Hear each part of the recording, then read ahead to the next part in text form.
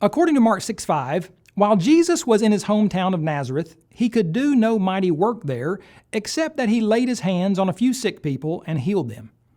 Based upon this statement, some have concluded that Jesus must have lacked the power to work all manner of miracles in his hometown. Allegedly, Jesus was not God, and the Bible's depiction of him is contradictory. Have you ever made the statement, "I couldn't do it"? Perhaps you repeatedly attempted to open up a tightly sealed jar, but just couldn't do it.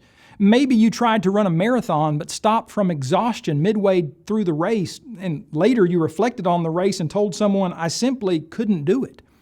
Statements made in such contexts clearly indicate that a person is physically unable to accomplish the tasks at hand. It is also possible, however, to make the statement, "I couldn't do it," yet mean something very different. Suppose a football coach is beating a team 60-0 at halftime, and certain fans are begging him to hang 100 on him, coach.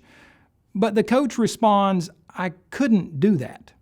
Though it is likely within his team's power to score 100 or more points, the situation demands that he not attempt to follow through with his normal game plan. The coach chooses to adjust his strategy and win in a more gracious manner.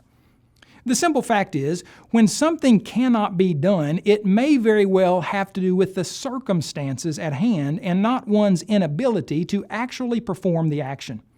In truth, not only are skeptics unable to prove that Jesus actually lacked power and ability in Nazareth, the immediate context and the parallel passages in Matthew and Luke indicate that the restraint Jesus willingly displayed was a result of the particular situation in his hometown. Consider the many amazing miracles that Jesus worked that Mark records in chapters 5 and 6 of his gospel account. In Mark 5, Jesus heals a demon-possessed man as well as a woman with a continual bleeding issue. He then raises a 12-year-old girl from the dead. In Mark 6, Jesus gives the 12 apostles power over unclean spirits so that they cast out many demons and anoint with oil many who were sick and healed them. Later, Jesus miraculously feeds 5,000 men plus the women and children with only 5 loaves of bread and 2 fish. He then walks on water. Mark 6 concludes with these words, "Wherever he, Jesus, entered into villages, cities, or the country, they laid the sick in the marketplaces and begged him that they might just touch the hem of his garment. And as many as touched him were made well." Mark's account of Jesus' limited miracles in Nazareth is immersed in an overall context of him working all manner of miracles, including raising someone from the dead. What's more, Jesus was actually able to heal a few sick people in Nazareth. Given all these facts, one should at the very least seriously question critics who conclude that Jesus was simply not powerful enough to work miracles in his hometown. The overall context of the passage implicitly testifies to a different conclusion. That is, Jesus chose not to work more miracles in Nazareth because of the circumstances.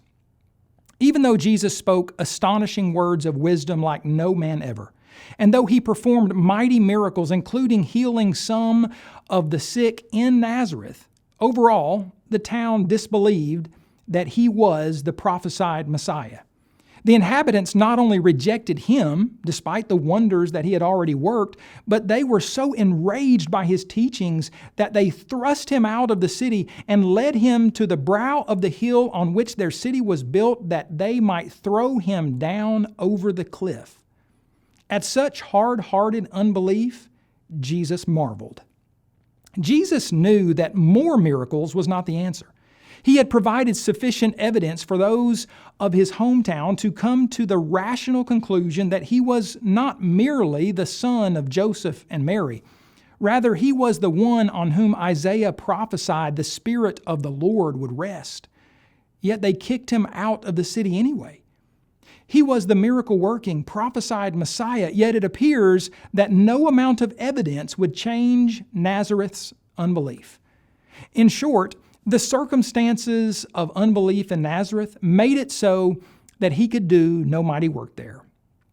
Perhaps no more than a few people even bothered to come to Jesus for healing. Or perhaps others came to Jesus, but they approached him in a disingenuous, mocking manner. Whatever the case may have been, Jesus chose to work no more miracles in Nazareth than he did before being thrown out of the city. Thus, the problem in Nazareth was not one of powerlessness on the part of Christ, but the inhabitants' strong unbelief and all that went along with it. For more information on the life, nature, and teachings of Christ, visit us at apologeticspress.org.